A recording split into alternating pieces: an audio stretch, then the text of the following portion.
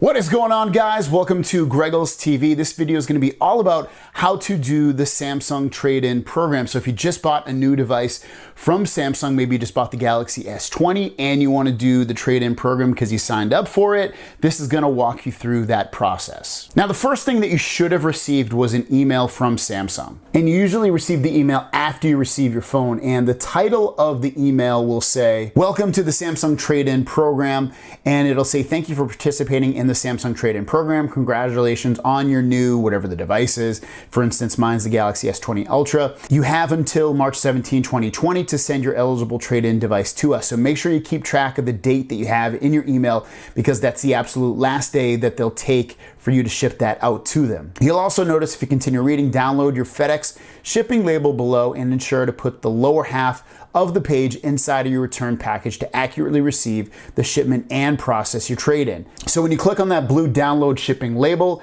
it will open up a PDF. Inside that PDF, it's split into two. The top half is the shipping label that will be placed on the outside of the box that you're shipping the returned phone in. And the second half, as you can see, goes inside the box. You can see, "Place this trade-in return authorization inside your return packaging." And it basically just tells you the date you have to return it until, which phone you're going to be trading in. If it turns on, you want to make sure that says yes. You want to make sure factory reset is yes. And you make sure free of cracks is yes. If it's no to any of those, and as long as you answered it correctly, you're fine.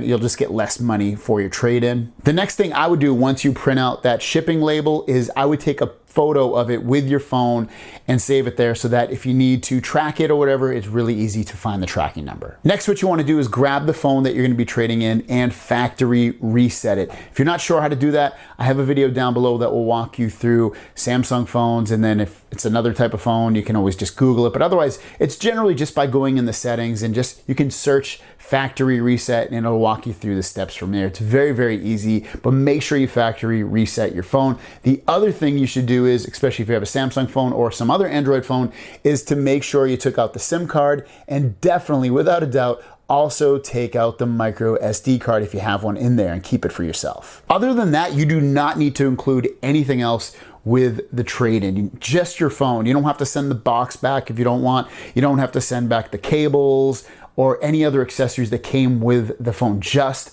the phone itself. And also keep in mind, you definitely want to package this up very securely, because if you're putting in just the phone, it could scratch or crack during the shipping process, and it's you that's SOL. The last step is to cut that shipping label that you printed in half, attach the bottom half into the box, and then the outside on the outside of the box. Put your phone inside of the box, tape it all up, and ship it to your local FedEx or UPS store, wherever it's shipping from. And it's that simple. And you should hear something back within a few weeks at that.